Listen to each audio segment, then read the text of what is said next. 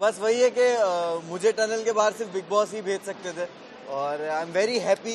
लोगों को टनल तक छोड़ के आने में मेरी जितना योगदान मुझे नहीं लगता जितना टनल से सबसे आखिर में बाहर निकालने के लिए मेरे फैंस का था।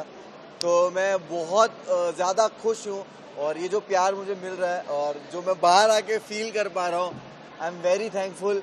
इस तरह के फैंस नसीब वालों को मिलते हैं और मुनव्वर नसीब वाला है। पर आज इस कामयाबी के पीछे आपका बहुत बड़ा हाथ है, आपने बहुत ज़्यादा मेहनत की है, बट आप इस कामयाबी को किस पर श्रेय देना चाहोगे? जो आपके लिए बहुत कीमती है वो है आपके पेरेंट्स दोनों के लिए, अब वो बहुत कितना प्राउड मोमेंट होगा?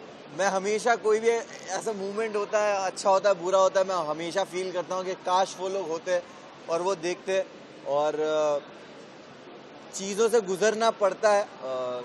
माँ की दुआएं मुझे हमेशा लगती है, माँ और बाप की दुआएं मेरे साथ है।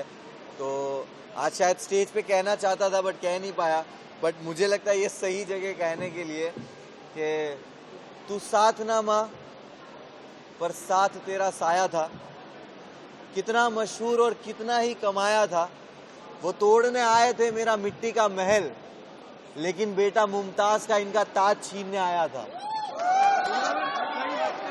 जिस तरह जर्नी आपकी रही अप डाउन हुई, वाइल्ड कार्ड के बाद काफ़ी बदलाव आया आपकी जर्नी में, बट आपके फैंस स्टैंड बाय रहे, फैंस ने काफ़ी सपोर्ट किया आपको, किस तरह से देख रहे हो? बट आपकी जो गेम थी अप डाउन हुई, इंडस्ट्री से काफ़ी लोगों ने आपको सपोर्ट किया, सेलिब्रिटी सपोर्ट किया, आज भी मिले, आज भी सेलिब्रिटीज आपके नाम ले रहे थे।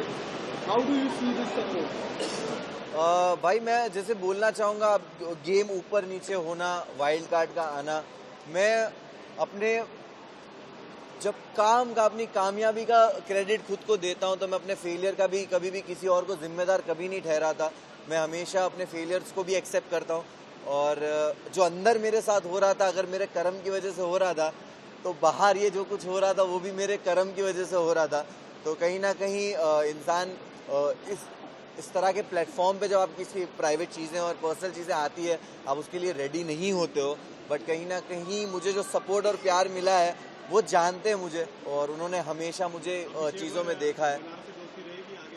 बिल्कुल रहेगी, क्यों नहीं रहेगी। अभिषेक और मनारा से मेरी दोस्ती हमेशा रहेगी, अंकिता से भी रहेगी।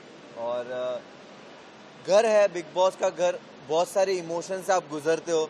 मैंने कभी नहीं सोचा था कि मैं ये सब फील करूँगा, वहाँ पे बहुत सारे इमोशंस थे और ख़ास करके दोस्ती को लेकर आपको एक वक्त किसी से नाराज़गी होती है, मिसअंडरस्टैंडिंग होती है, कम बात करना या कभी झगड़ों की वजह से, और बहुत सारे लोग गेम खेल रहे होते हैं तो आपस में दोस्तों में वो रंजिशें आना लाजिम है। बट एट दी एंड आपको रियलाइज़ होता है कि जो रियल रिश्ते हैं वो घर के बाहर भी रहते हैं।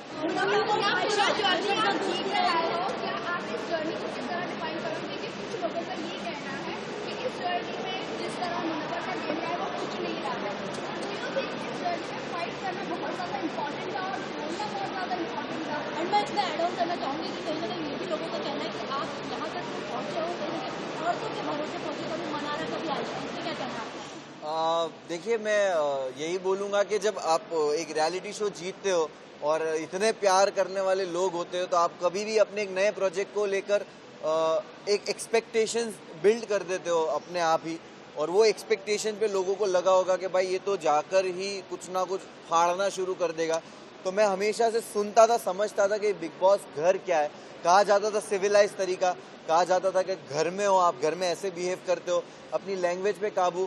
तो मैंने दायरे मेंटेन किए, कभी किसी को पर्सनल अटैक नहीं किया, ना कभी किसी को गालियां दी, और मैंने हमेशा एक ऐसा जोन किसी के साथ रखा कि बात करके जब चीज़ें सुलझ सकती है तो मैं उलझाने वाला इंसान हूँ नहीं। और मैं अपनी ज़िंदगी में भी इस तरह चीज़ें सॉल्व करता हूँ, झगड़ों से दूर रहता हूँ। तो शायद मैं झगड़ा करते हुए दिखा नहीं होऊंगा, बट मैं बातों से चीज़ों को सुलझा लेता था और गेम जब ज़रूरत थी मैंने उस हिसाब से खेला है।